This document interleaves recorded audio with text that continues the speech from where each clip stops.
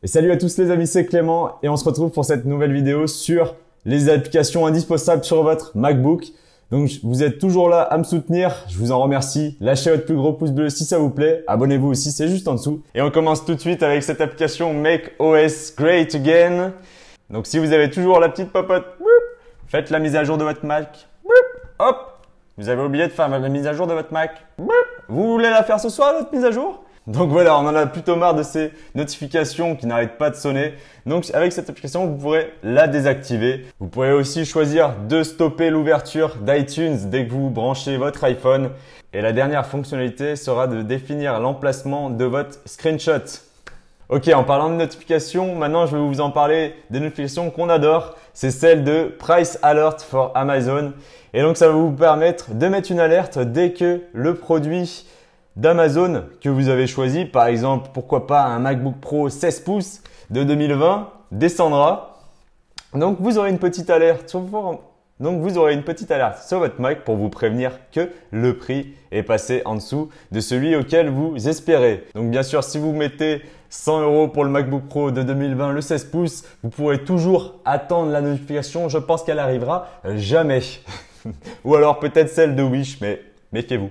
Je vais maintenant te parler de Workspace Pro qui va te permettre de choisir quelle application tu souhaites ouvrir en même temps. Par exemple, quand moi j'édite des vidéos, j'aime bien avoir ma page internet, Adobe Premiere Pro qui se lance et pourquoi pas Photoshop aussi pour faire la miniature.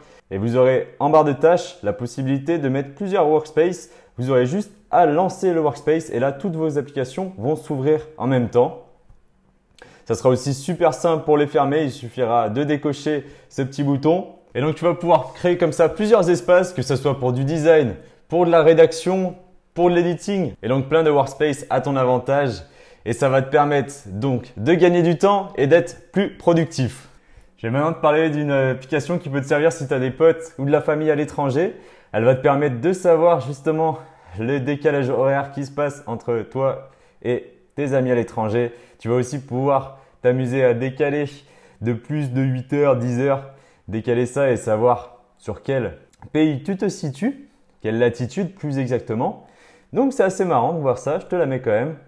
Et on passe tout de suite à la prochaine. Je vais maintenant te parler de Pox. Ouais, cette application, elle est vraiment géniale et on se demande pourquoi Apple ne la met pas en place. Elle va te permettre de mettre ton dock dans ta touch bar. Donc tu vas pouvoir avoir toutes tes applications juste à portée de main comme ça. C'est hyper simple et on se demande pourquoi vraiment Apple ne l'a pas fait. Et vous allez dire, ouais mais Clément, elle est encore payante celle-là. Eh ben non, celle-là elle est open source et totalement gratuite. Donc allez checker dans la barre de description. Je vais maintenant te parler de ActiveDock qui va te permettre de choisir où est-ce que tu souhaites ouvrir tes applications de ton dock. Donc tu vas pouvoir organiser ton écran si tu souhaites ouvrir le navigateur à droite et mettre Spotify à gauche. Tu vas pouvoir le faire hyper rapidement, même si maintenant on sait qu'on peut aussi le gérer sur le bouton vert juste en haut à gauche de ton écran. En plus de ça, tu vas pouvoir aussi modifier l'apparence de ton dock, donc mettre de la transparence, mettre un fond de couleur ou alors changer les couleurs de tes applications. Donc c'est assez génial et si ça peut t'aider, tu as le nom dans la description. Et cette application est assez simple, mais des fois la simplicité, c'est la meilleure des choses. Ça s'appelle nMirror et elle va te permettre de regarder à quoi tu ressembles. Donc elle va lancer ta caméra et te dire si tu es potentiellement plutôt passable pour ta prochaine réunion.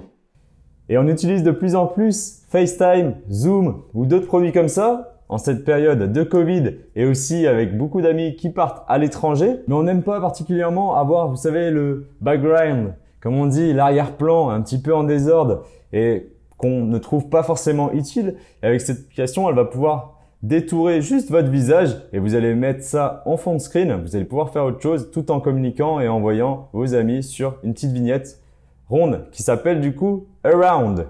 Et maintenant, si tu t'en fous de montrer l'arrière-plan de chez toi et que tu veux t'amuser un petit peu, tu peux utiliser Snap Camera qui vient donc de Snapchat et qui va te permettre de rajouter des petits emojis sur ta tête, les fameuses oreilles et la langue du chien. Donc c'est assez fun. Je te laisse la télécharger, elle est totalement gratuite cette fois-ci.